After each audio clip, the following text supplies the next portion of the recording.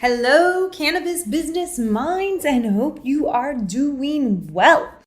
On today's show, we get to talk with a brilliant entrepreneur, also a naturopath, who is and had been paving the way in the California cannabis industry starting in 2006. So we can hear a little bit about her journey from no regulation to really kind of creating a delivery service and then multiple and managing those, to then moving to Jamaica and working with the Rastafarian community and really pushing the way with the UN to cannabis reform and legalization. But we're going to hear the business side of it, but we're also going to hear with what I believe is one of Dr. Lakisha Jenkins' biggest passions. We're going to hear the importance of our well-being and what the cannabis plant, which I'm sure a lot of you already know, but again, hearing it from somebody that is an expert, can really do for us, do for our bodies, really help us manage our stress, manage our entrepreneurial kind of journey, let's say. It is such an amazing interview. She has a bountiful amount of energy and charisma, and she is definitely paving the way on her own entrepreneurial journey. But for many of us, she's having discussions with some of the top leaders in the world about pushing reform. So get that pen, get that paper, and take out some notes, because there are going to be some amazing nuggets in this episode of Cannabis Business Minds. Cannabis Business Minds, we train and mentor professionals, entrepreneurs, and aspiring entrepreneurs on how to confidently find their place in the legal cannabis and hemp industries. Come on and join us at cannabisbusinessminds.com. I know I make it look sort of seamless and simple, but I have a really good support system between my family that I have here, because I have no other family besides my kids and my husband here. Yeah. And then my team, like of people, whether it's my team that's running things in the United States or my team that I have on the ground here. I have a really good, a very small, but really solid team of people that help me to do the things that I do. So, oh my gosh, well, that's just so lucky. And I'm so grateful for you for that, because having a support system, small or big, but just a support system, that's the way I think life needs to be, right? And being able to have that and allow you to do all of the things that you want to do, because it seemed like from our last interview, you are on such a big mission, like a big health mission. No, I am. That's the thing, is I'm on such a huge health mission. And I don't know if I shared with you on the last interview, but I work with the Rastafarian community here. And trying to it was kind of like the legacy farmers in California. Like they sort of got pushed out of the market, like when legalization and everything happened. And even though they were sort of promised that they would always have a place and things like that, it ended up happening in a way where they just didn't. And the thing is I see the same thing happening with the Rastafarian community here, which the culture around cannabis was built on them. Like literally, you know what I mean? And now you have all these people coming in from all types of other countries and investing in the industry. And it's just like, they're not getting their place. Like they're literally getting pushed out. There's like Sacramento rights. So it's like, okay, you can smoke all the cannabis you want or like whatever.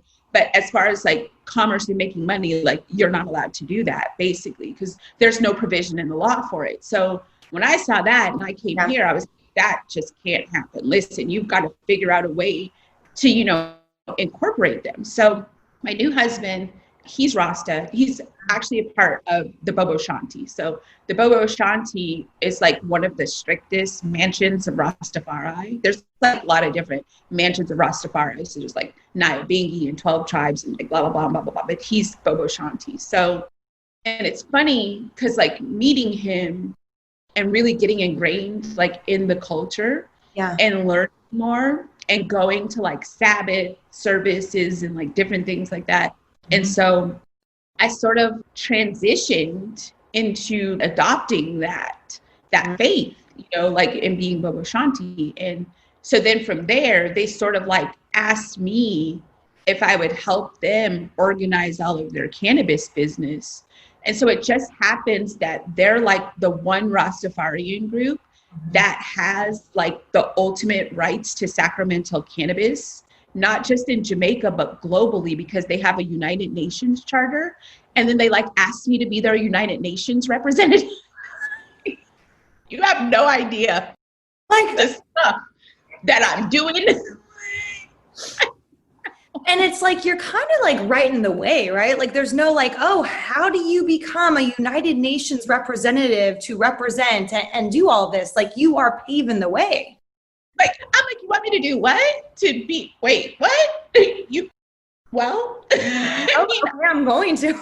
I guess, you know what I mean? So it's like now I have the ultimate authority through the Ministry of Justice and the Bobo Shanti to grant sacramental rights. And because I have a cannabis company here, yeah, and I guaranteed them that we would make sure that we would be the authoritative body and there would be none diversion and those types of things, that we've created a channel through my company for them to be able to participate monetarily in the industry. We organize all of the cultivation, all of that, give them their standards and everything. We are the guaranteed buyer for all of their end product and do all of the processing. We have rights to manufacture, distribute, export, like, yeah, and then do all of their sacramental organizing, not just here, but there's Bobo Shanti everywhere.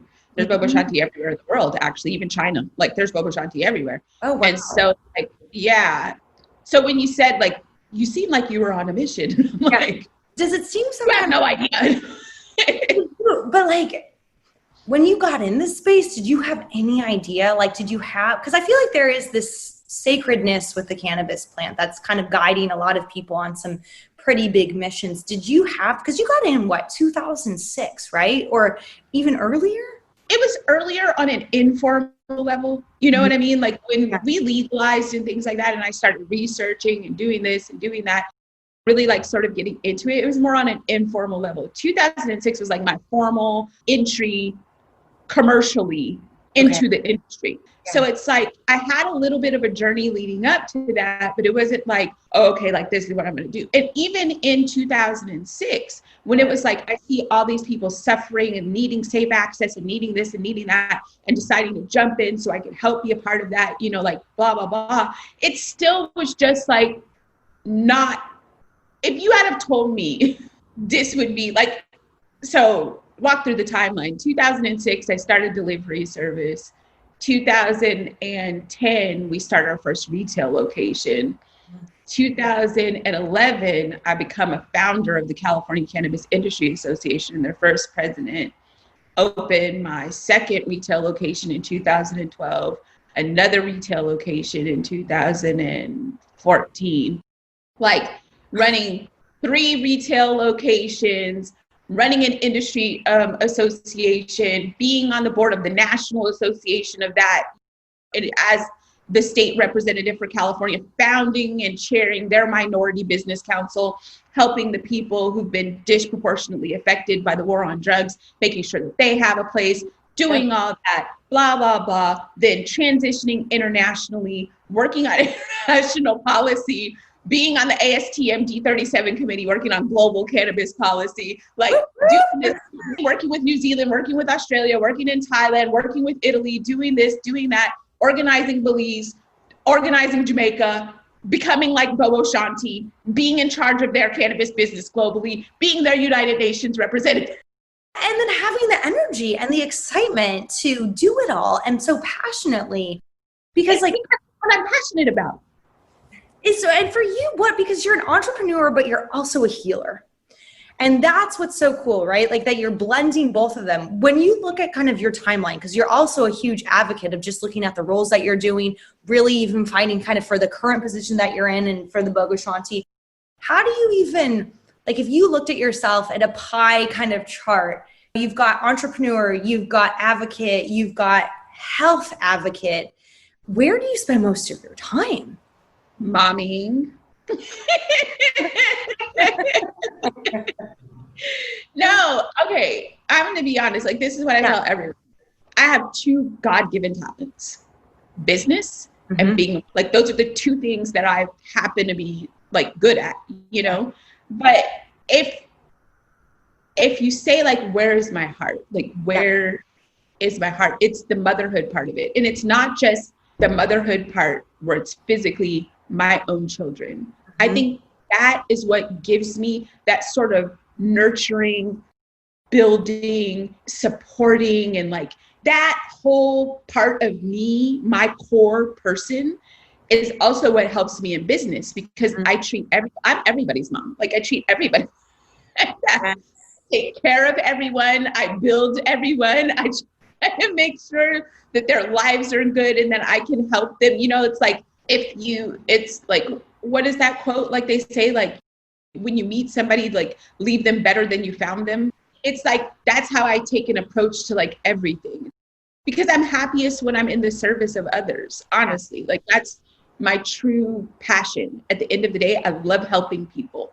I love that thing. And then it's like with my company and helping people to like build their business and build their dream. It's the same thing like being a mom. Like, I don't want to run your company every day. I have no desire. I have the time, the patience, nor the desire to run your company every day. But what I would love to do is take your dream and like help you build it into this beautiful thing and have it blossom and be like profitable and, you know, all of this stuff. And I'm like, oh, look at that little baby that I raised. Oh, go fly. Okay. Let me get a postcard on one of your vacations. Let me come to the graduation. Like do all of those kind of check-ins so you can watch somebody grow.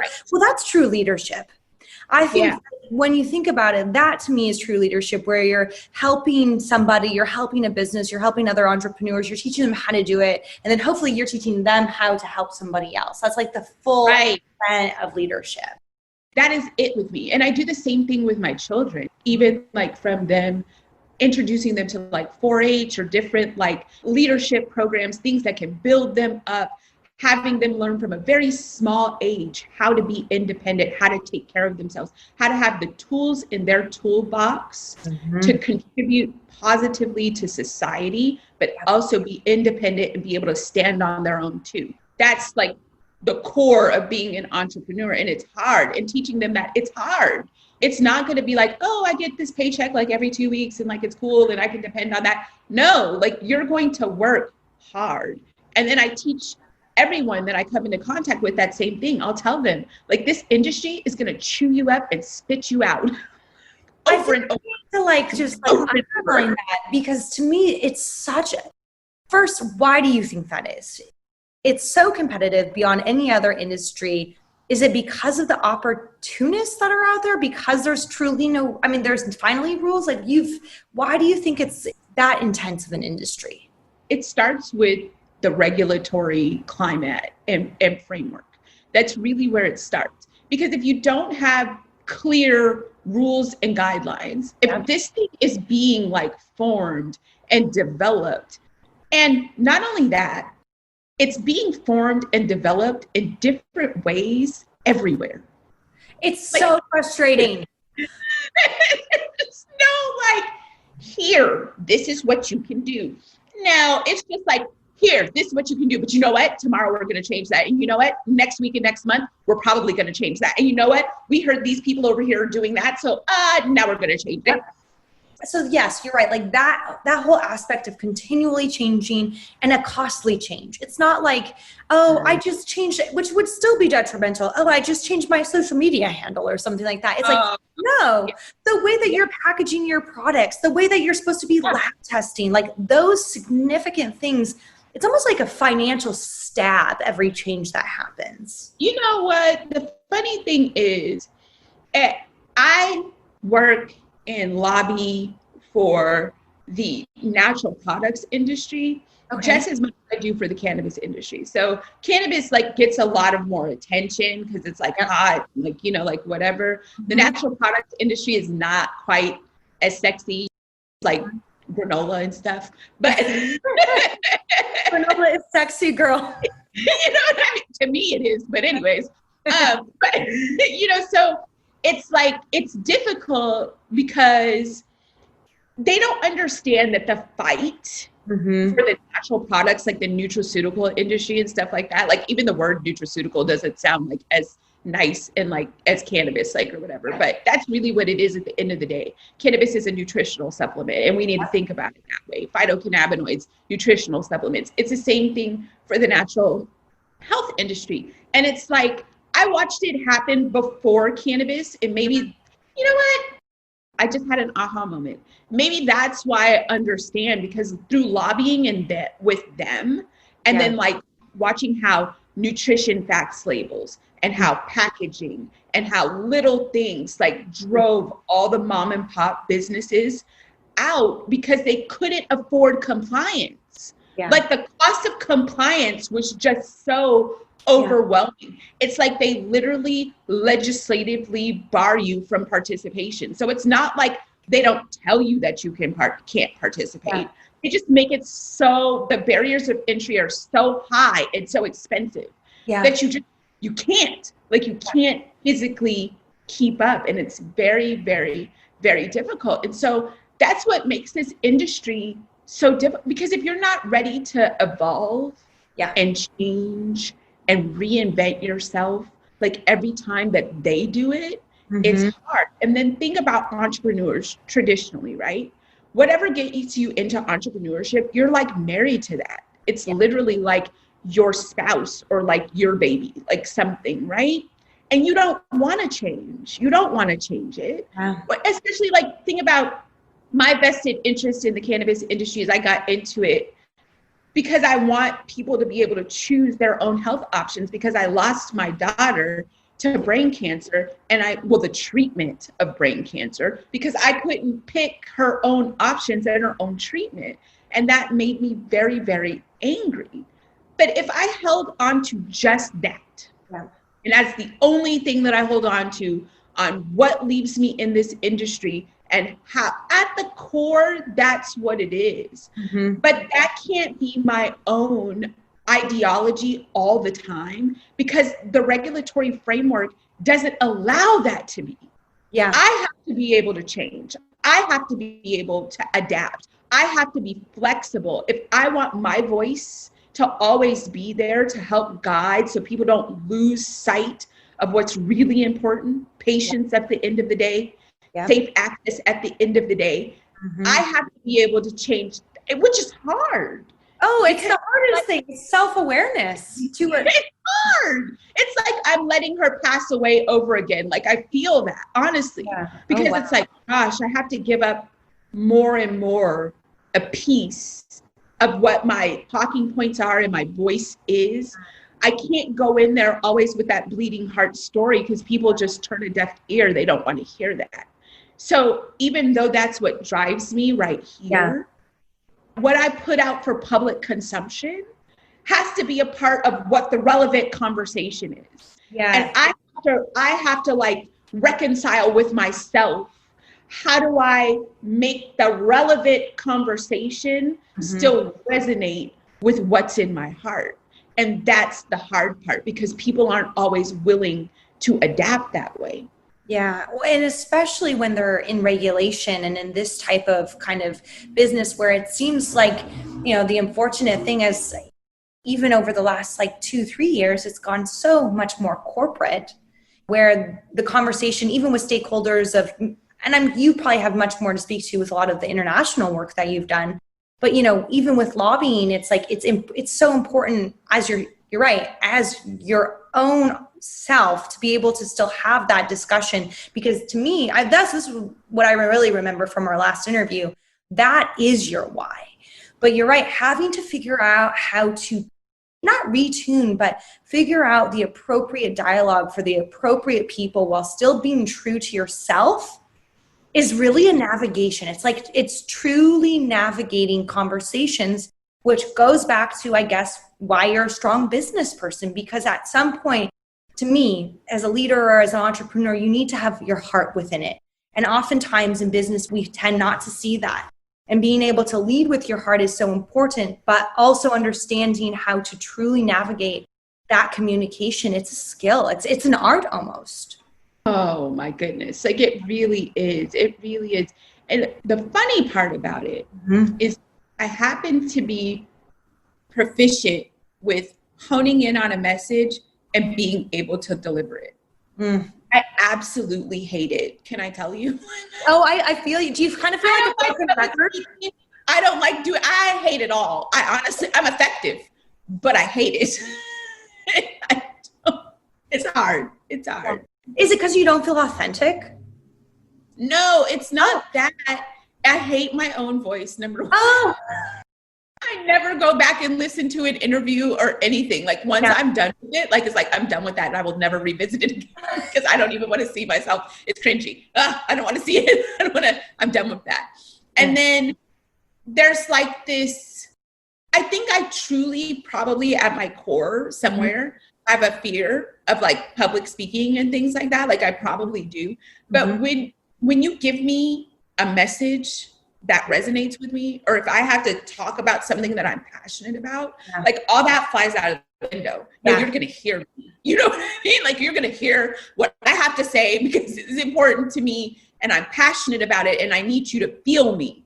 Yeah. That's what it is. And so then I end up being very effective because it's that passion that drives me. But if you were to like give me a script and be like, go stand up and like read this and say this, like I would probably like stare at you like deer in the headlights. I can't do it. But give me something that I'm passionate about. And I think that you should be passionate about for whatever reason.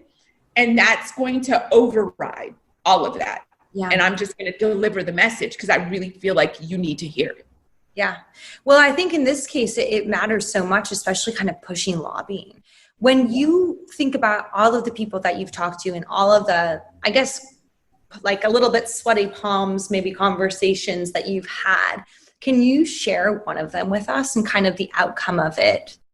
I think it's probably, and it's still ongoing. Yeah. And it started from California, trying to convince people, and especially in this industry, that collaboration is like where we need to be. Like personally, the cooperative movement is like very near and dear to my heart. It's like everybody working together for a common goal. And then if you think about it, like I'm like this natural health doctor and I'm from California and I'm like vegetarian and stuff like that. You know, it's all that crunchy granola stuff. You know, Biotic, whatever. That's me. And people are like, miss me with that message. Like nobody wants to hear that. Like, it's like, how much money can we make? How fast? Like, you know, blah, blah, blah. And so I have to constantly have that conversation with people about collaborating and working together. And then I have to bring the boring doctor on top of it and be like, this is a nutritional supplement. Like, this is a nutraceutical. Like, you need to think about it that way. And everybody's like, all fun. Let's smoke cannabis. Let's do this. Let's do that. And I'm like, no, we have an endogenous cannabinoid system and you need to supplement it properly, like for the maintenance of human life. And everybody's like, oh my God, here she comes again. But that is always my hard conversation and figuring out how to do that, especially with lawmakers and saying, listen. Really?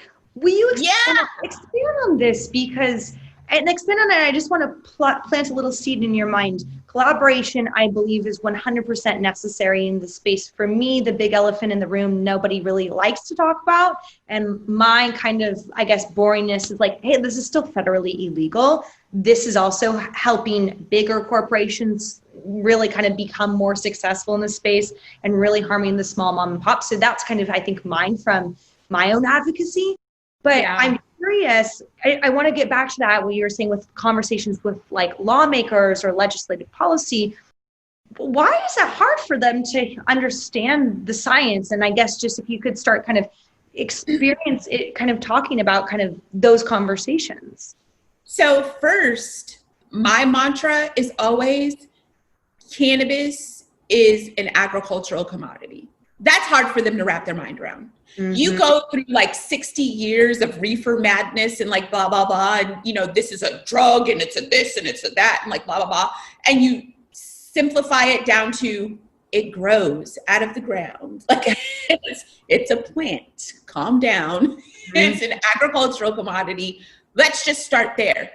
That is like, no, we cannot think of it that way. And I'm like, but it absolutely is. And if we treat it as such, regulating it wouldn't be so difficult. Like, you're trying to make this into this like just overly cumbersome process when we already have regulations that apply to cultivation practices, manufacturing, everything in agriculture.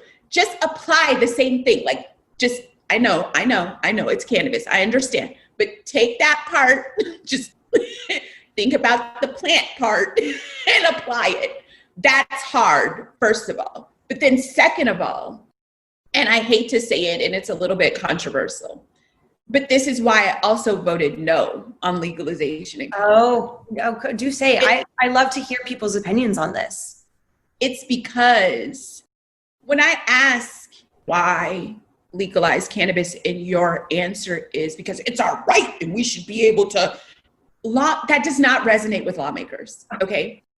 They have to create public policy, and they have to always have public safety in mind. Mm-hmm. And when they have 60 years of reefer madness in their mind, you know what I mean? Like, this is a horrible drug. Like, this is like up there with cocaine and heroin. Like, and you're asking us to legalize it just because it's your right. That is so detrimental to the movement. It's so detrimental. Like, honestly, like the whole legalization thing, for two reasons.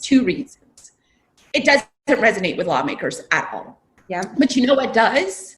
Everyone gets sick and everyone gets old. Mm. And if you talk to them about their health and how you use this to mitigate the risk of like medical and health disparities even being developed, or to help, you know, in marginalized communities that maybe don't have access to all of the healthcare, all of the this and all of that, because our endogenous cannabinoid system is our regulatory system. And if we learn how to supplement it nutritionally in the proper way, like medical and health disparities will like decline dramatically. If you prove that science part, talk to them about that. Almost everyone has somebody that's affected by like cancer or some other chronic degenerative or terminal illness, and make it make sense to them that way. How you use it nutritionally, what you need to do, how you can affect them in their own life in that way. Yeah. That really talk to the human, like talking to the human aspect. Because I always thought, from when I've done lobbying as the CPA, I've always been more of like, oh, and this is like the economic benefits of legalization, which, you know, depending on who you're talking to, that's just a very small part of the conversation. But when you think about our healthcare system, that's absolutely right. And especially, I mean, I couldn't imagine if you only had 15 minutes with somebody, how you would even break down the conversation, because you're telling them about a system that they didn't even know about. Right. Like, no. But I know you must have done it in 15 minutes. Absolutely and positively. And that's it. It's like your elevator pitch, like, or whatever. So let's get back to the business. You know what I mean? The elevator pitch or whatever. So when I talk to people, and I've got this down, and it's so funny because even when I like introduce myself and things like that, or when I say something, they're like, that is really polished. Like, you must have said that like a lot. I'm like, absolutely and positively, it's my elevator pitch. I've got it down to a science. Because again, if there's something that I'm passionate about and I feel like you should hear it, I'm going to make sure that I give it to you however you need to hear it. It's not always about the message. Sometimes it's about the messenger, and sometimes it's about delivery. And I've got it down to a science on how to say it in a way quickly that resonates with people. And you leave them, even if it's just like you planted the seed, you know what I mean? Oh, yeah. You can't always expect to reap the harvest right after you planted the seed. But I guarantee you, in a conversation with me, you are going to understand a point, at least enough to make you dive into research yourself. Because I've sparked that, like, you know what? Like, I need to look deeper into what she said. Maybe she's not able to give me all the information, but I guarantee you, after our conversation, you're going to dig a little bit deeper. I know for a fact. Yeah. Is one of the best things I think about of just like not convincing people, but I guess opening someone's mind is seeing that aha moment with their kind of their shift or their curiosity. How is that? I mean, for you, like if you think you're a businesswoman, right? So if you compared these conversations with people, with governments, with people who might just be completely unaware of it, what's your kind of success rate if you can measure it? I think that my success rate's pretty good. I bet it was. That's why I asked you. Like, are you like a 99%? It's up there. It's up there. You're going to incorporate. And I think it's because number one, it's like that one meme that you see that like says, if a woman says, first of all, like she has pie crabs in charts, like so she's going to destroy you. You know what I mean? It's like that. Like I come to the argument like ready, like see. And I start the conversation with, don't believe what I say, research what I say. Oh, with that's so good. Like hit you with it, like boom, boom, boom, boom. And I dare you to like challenge what it is that I'm saying, because I know at the end of the day that what I'm saying is true because I've researched it backwards, forwards, and sideways. I consider myself a subject matter expert. So I dare you to, try to poke holes in it. Matter of fact, I want you to poke holes in it. Because if you can, that gives me further ammunition, you know what I mean, to go back and get back on my A game. Yeah.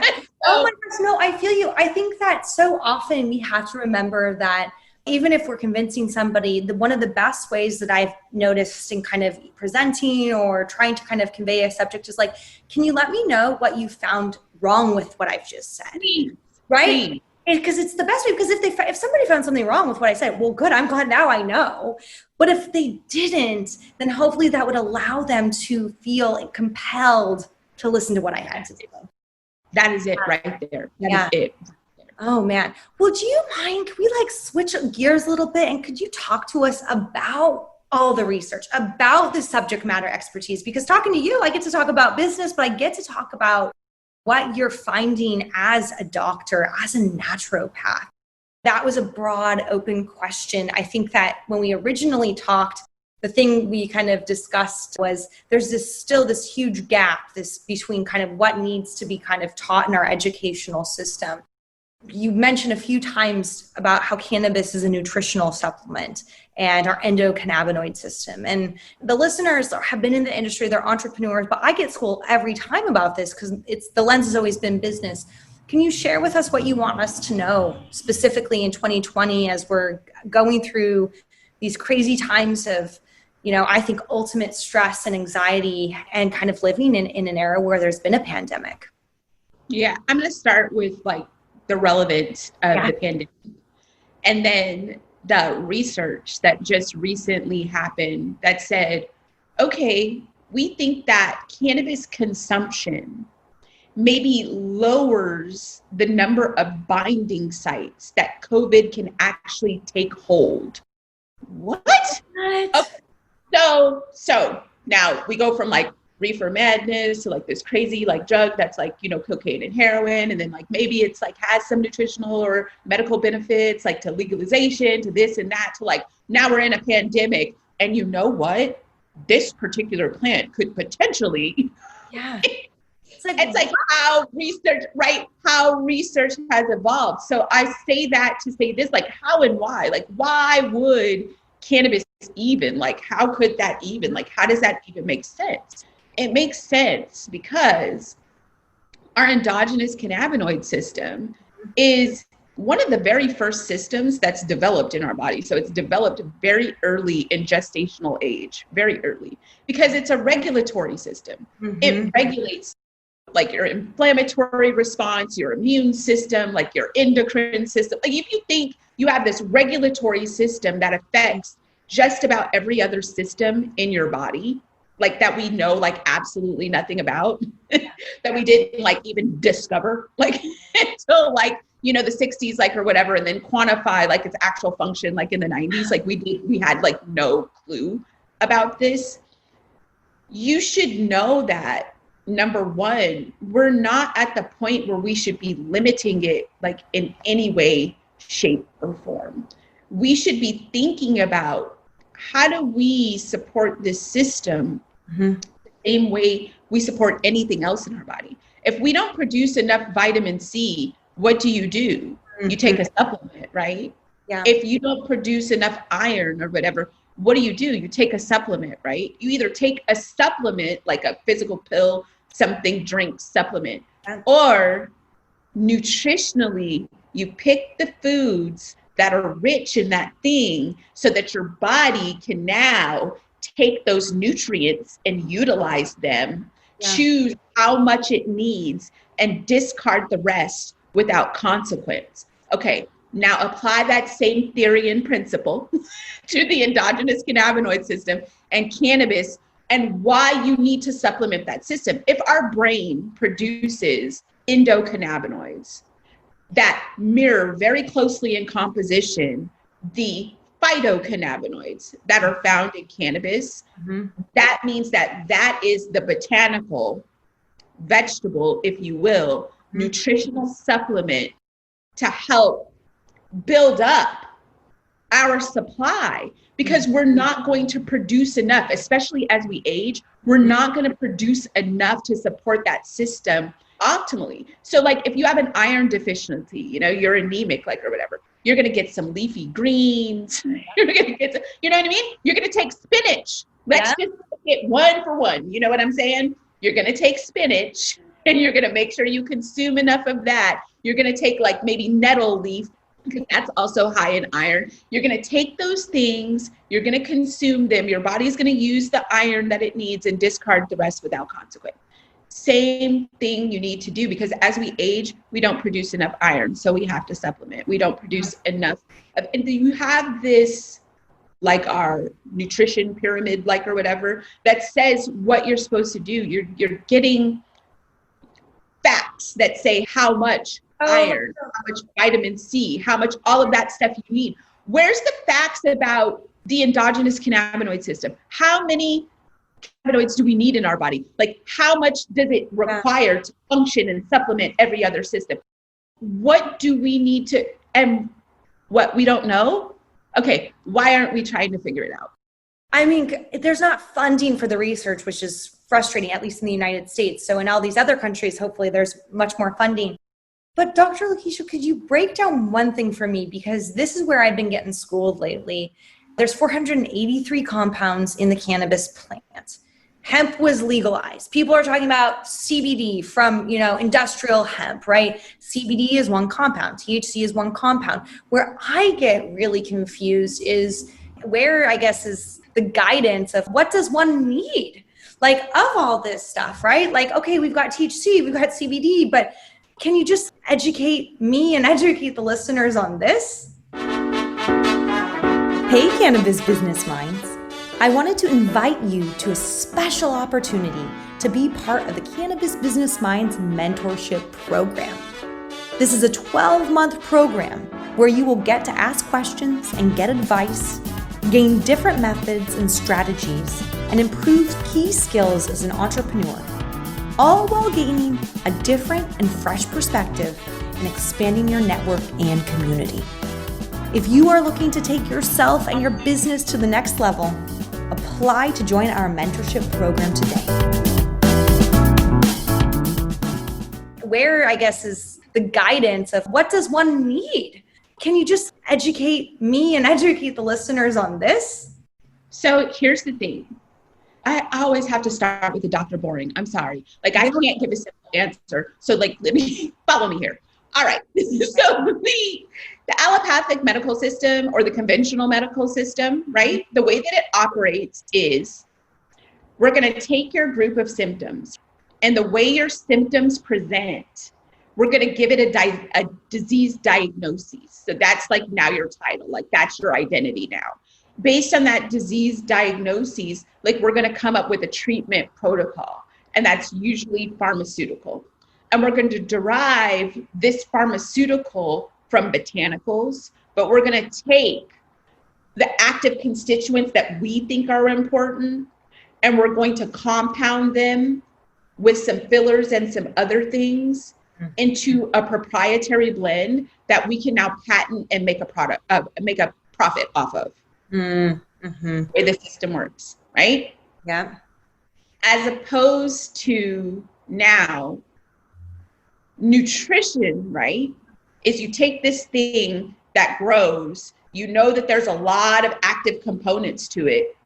Maybe you need all of them, maybe you don't.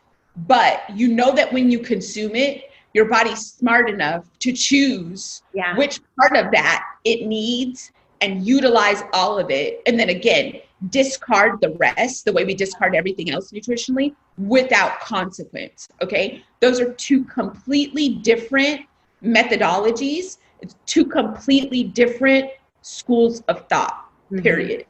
The problem is when we should be leaning on the latter, the nutritional supplement sort of route, we're trying to go the pharmaceutical route. We're trying to say THC does this, CBD does this, CBG does this. We're going to isolate those compounds. We're going to make something out of it. And then we're going to choose for you what we think is the best for you. Because we know everything about the 430 compounds, right? The ones that we just discovered, recently. We know everything about how they work with the 300 receptor sites that we have in our body, the ones that we just quantified like just a few years ago. We know everything, right? So we're at the point where we should be isolating compounds and giving them to you because we know that that's the way that because we know that. But that's the point, right? But then nobody challenges that methodology. Make it make sense to me, please. If you can make it make sense to me because you know it all, I will accept it. I will accept it all day, every day. As a traditional naturopath, I believe in number one, living as close to nature as possible. Number two, that there's only one illness, and that's the absence of health, whatever that means for you. I don't care what your diet is. I don't care. I mean, I do sort of, because it gives me an idea of like where to go with you nutritionally to try to help you get back to balance, to homeostasis. At the end of the day, that's my job, is to bring, why are you not in homeostasis? You're not in balance. Why aren't you in balance? I don't know, but talking to you and walking through this, we'll figure it out. And then we'll figure out how to gently encourage your body to do what it does naturally by introducing nutritional components that help build you. And because the key is not for you to be on something for forever. Like, I shouldn't have this supplement that I made that you need to take for the rest of your life. No, but I do have this botanical that you can consume nutritionally for the rest of your life that's going to help build you. That's going to give you that homeostasis. That's going to give you that true health and healing. Like, that's where we need to go. And unfortunately, that's not the way that our medical and pharmaceutical system operates. So that's not the way that the masses want to go, because they're not a part of that school of thought. And the simplicity of it is very difficult for people to grasp sometimes. Oh my gosh. Well, and also the simplicity of it is lost billions for pharmaceuticals. I didn't want to say it as you brought it up. Okay, well, I just said it. Because when you were explaining all of that, I kept thinking about just people that I know that are older generation that are unwilling to think about, oh, you are pre-diabetic. Why are you taking a pill that's supposed to help regulate blood sugar instead of changing your diet? And so I guess the big question is, and maybe this is why you're at work every day, how do you change the paradigm of the masses? I'm glad you said that, like about diabetes, and because I love to give these stories, because as a naturopath, as an herbalist, as someone who understands holistic nutrition and those types of things, I'm able to draw a picture for you, utilizing other herbs and botanicals where you can grasp the concept and it makes sense. And then I like switch it to cannabis on you real quick. And then you're like, oh, wait, like my phone. Like, it's like the same concepts. Okay. So let's just take diabetes for just 1 second. Like, follow me here real quick. All right. So your body's not producing, like enough insulin, like, or whatever, and you're having like this pre-diabetic or this, diabetes, like actual diagnoses. Mm-hmm. Well, there's botanicals nutritionally that, number one, regulate your blood sugar, or number two, mimic the blood sugar nutritionally to nutritionally supplement it. So like dandelion root, gymnema, bitter melon, like those things are all regulators. You can actually go into the grocery store and get dandelion greens. You can actually go to the Chinese market and get bitter melon. You can actually eat these things on a regular basis, introduce them to your diet to help them regulate that blood sugar. Then you can go in the same produce department and you can find sunchokes or Jerusalem artichokes, and you can cook those. Yeah, Jerusalem artichokes are pretty cool. They're not from Jerusalem, nor are they an artichoke. They're actually the roots of sunflowers. They're the roots of sunflowers, like the little flowers that you see, like the little sunflowers that you see growing on the side of the road. Anyways, if you dig them up, they look like a big hunk of knobby ginger. But if you cut it and cook it, it acts like a Yukon Gold potato, but like with a nuttier flavor.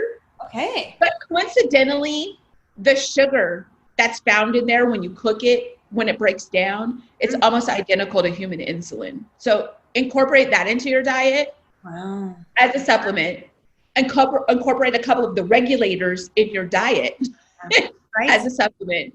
And you'll find that your body now, as opposed to, I'm getting insulin every day at this time, so I'm going to stop producing insulin, because my brain is smart. And I know from somewhere magically, I get insulin at this time every day. So I don't need to produce it anymore. It's not a necessity. But if I'm getting it nutritionally, my body is now like, oh, I just got that. But when am I going to get more? I don't know. Maybe I should start to produce more. Maybe I've been giving a regulatory support and also a nutritional support that is gently encouraging me over time, as in my system, to produce these compounds. Right? It's now like this whole different, it's the same thing. Okay, same thing with cannabis. Body doesn't produce endogenous cannabinoids enough. You know what?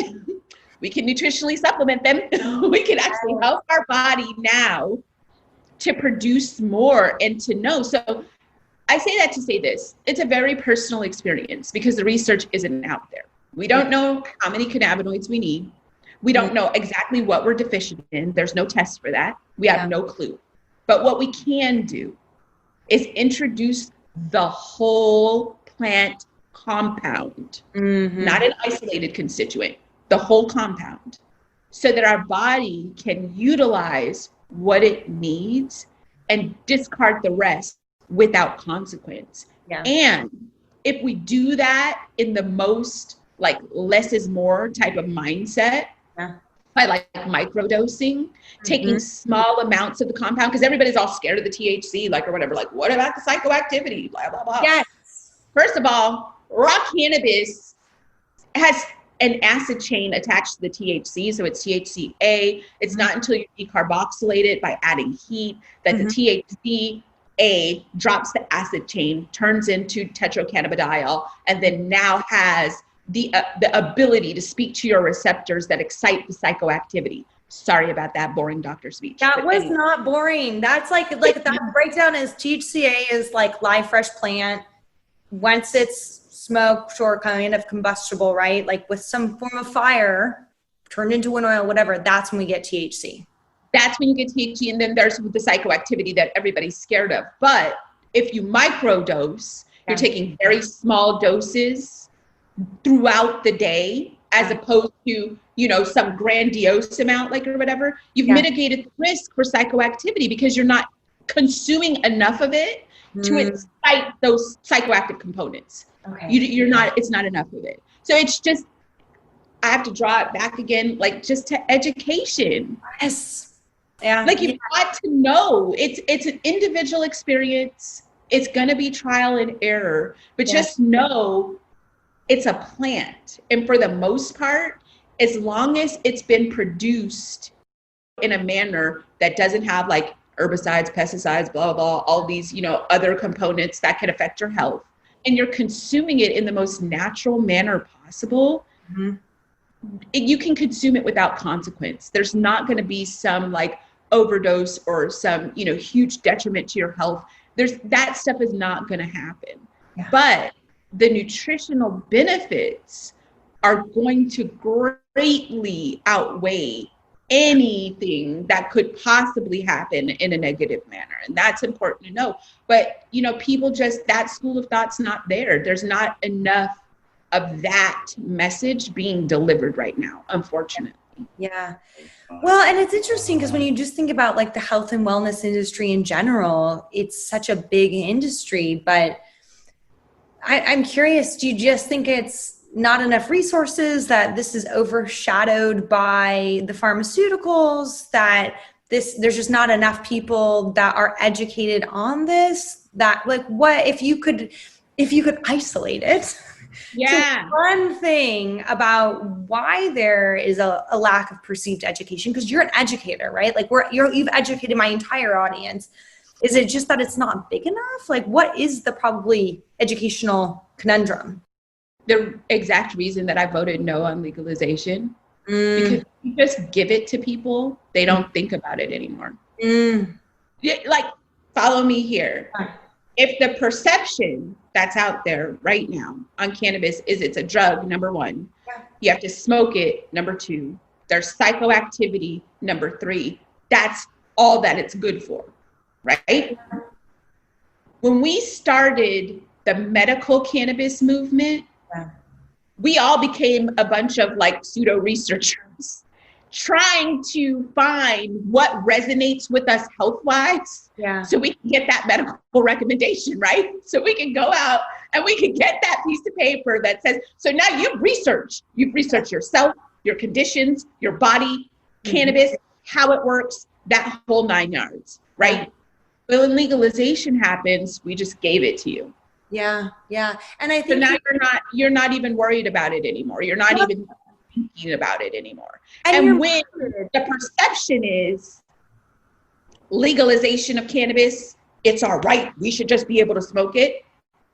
Nobody is thinking about that. They don't care. The message on why we need to legalize and end prohibition is a big part about why there's a lack of education, unfortunately. Wow. I mean, how I look at it, those three things that you said, it's completely the message. Like if you just thought about this, like if you're trying to convince anybody of anything, you're right. There's three huge things that are just telling people like, this is what cannabis is. And it's not telling, and those are pretty kind of loud things. And I voted for legalization, but recently I've watched a few kind of thought leaders talk about, I'm unhappy with legalization in the adult use of legalization, because in some respects, it's just pushed out small businesses. And that's why I got into the cannabis industry myself. Like, I was like, I've worked for corporate America. Like, I'm excited to like work in entrepreneurship and like help small businesses achieve their financial dreams. And so, in states like Florida or even New York, where the barriers to entry are so high, it makes you question how legalization has been rolled out and if there is a better way to do it. And then when you think about from your health perspective of how there needs to be a different paradigm discussion with consumers in those states, or if it's thinking to be legalized. I was on the plane, it was 1 year ago, and the woman that I was sitting next to was the director of education at OHSU, so Oregon Health and Science. She didn't know anything about cannabis. And I was like, hey, and I told her about the podcast. I was like, hey, I'd love to share some resources with you. And so my point to this with our discussion is that people are interested in, it seems, or they're just becoming interested, but they have such a misconception. That's it. It's the misconception. Yeah. And I go back to that. That's why, even though, let me make this clear. I voted no to legalization for the reasons that I've stated. Yes. I'm for legalization once we do it right. Okay. But we need to take the approach that, number one, it's an agricultural commodity. Number two, that's a nutraceutical or nutritional supplement. Until those two things are embraced, I can't be for legalization. Just period. Because we will over-regulate it and we will make it overly cumbersome. We need to simplify the conversation and give it to people in small, bite-sized, palatable pieces where they can start to understand it. It's too big right now, and the message against it is too big right now for them to understand it. We have to break it down. Again. Yo, no, that's like so good. I was like thinking, I was like, okay, in my mind when you were saying that, I was like, how can we break it down? But I think even with this podcast and like having little bite-sized pieces to send people, right? Like I think that anybody listening, and I've gotten kind of out of the habit of even talking about, needs to be talking about this to everybody. Like if you're participating in the legal cannabis industry, or if you're thinking about it, you have to have these discussions with people because it's opening up their mind. Even if it's a small discussion, even if it doesn't promote your own company or your own brand, it's helping the industry rise above what it is right now. And it's a great industry, but there's so much freaking work to do. Right. But yes, ma'am, we go right back to the beginning of the conversation where it's like, how do you get that out in 15 minutes? Because I've honed that message, boy. And I have a message for every audience. We have to do that, though. We have to take more of like a community health education approach to it. And have a message that's ready. A message for lawmakers, a message for our family, a message for our friends. Have our little bites, our little sound bites, if you will. Ready, like in our pocket to throw out massive. Oh, yes. You know what I mean? Like you have to have that. And that's, you know what? That's probably what makes me successful. It's probably what keeps me relevant in the industry is because I have a message and it's very consistent. It might sound a little different depending on the audience, but the core of the message is always the same. The delivery is going to be concise, to the point, and I'm going to make you feel me, period. Yes. Underline that, everybody, because to me, that is such an important thing is like, what is your message? What, like, it goes back to your why. Wherever you're doing this, how do you have the why, figure out the message, and figure out the difference of how you can deliver that message to the different audiences and continue practicing. If you don't have that elevator pitch as any entrepreneur, you are really putting yourself at a disservice. And especially if it's communicating the reasons for legalization of cannabis, you're putting the industry at a disservice. Right. And that's what I figured out, you know, being a part of this movement for like the last 2 decades or so. You know what I mean? It's gotten to the point where, and I'm so thankful. And I'm thankful for that, for being in Jamaica right now. Because let me tell you, it's like taking all of my experience in the entire industry and being able to start over. Like, you know how they say hindsight is 20/20? And like, it's like now I get to take hindsight, really? And like build something from the ground, like start all over. Like, are you kidding me? But it's that. And it's like every other country that I visit or every other policy council that I'm asked to be on or scientific committee that I'm asked to be on or any of those things. It's like I get to now take all the experience of everything I know and everything that I've researched and start over from scratch and help somebody build, whether it's a country and a government, whether it's a company and a product, whether it's whatever it is, and build it bigger and better. These are the people that are now going to be leading this. These are the people that are now going to be launching this thing forward. Like I had my time to go through and be an owner operator and do this and do that and like blah, blah, blah, and figure it out, work on policy, work on this, figure it out. And now I get to inject those little sound bites, if you will, into a lot of different areas and help people to understand it from the points that I've sort of broken down for you, you know, just now on this interview. Oh my God, yes. I'm truly passionate about and get that in there because that's what's going to change prohibition. That's what's going to end it. Oh my gosh. Well, you have shared so many just like gold nuggets. I want to kind of go to the speed round, but one thing, is there anything else you wanted to share about the research that has come to light about COVID and cannabis, or kind of what you shared? Was that just kind of it? No, because again, our endogenous cannabinoid system regulates like our inflammatory response. They found that with COVID, like a lot of the negative effects have to do with the inflammatory response, like the inflammation that's caused in the system, along with the respiratory issues, which could also be drawn down to inflammatory response. Again, those regulatory things, that part of the system of the endogenous cannabinoid system that helps with that, not only, but helps with supporting every other system in the body so that you can perform optimally. It helps to sort of stave off, if you did get it, from you having a real negative experience with it. But even more importantly, helps again with you potentially, I have to be careful with my words because you know how they talk about things curing and, you know, blah, blah, blah. I have to be really careful with that word, but potentially not getting it in the first place. Like, it's very important.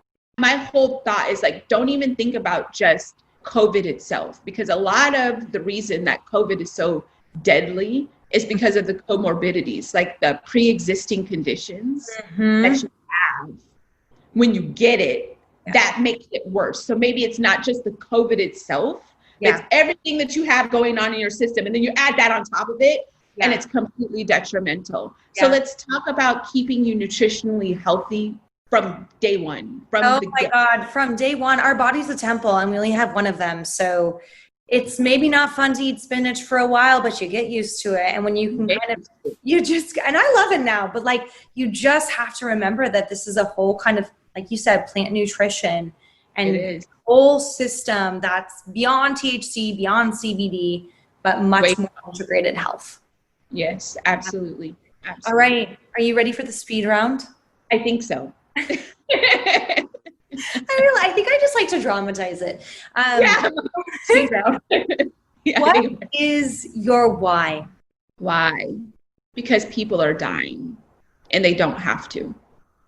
If you give your body the active constituents that are required to sustain life, the vitamins, minerals, amino acids that are required for you to regrow cells and to be healthy, your body can and will repair itself in a lot of instances. Our endogenous cannabinoid system is the epicenter of homeostasis. It's the core of really optimizing our health. My why is because people are dying and they don't have to. Yeah. Oh my gosh. Yes.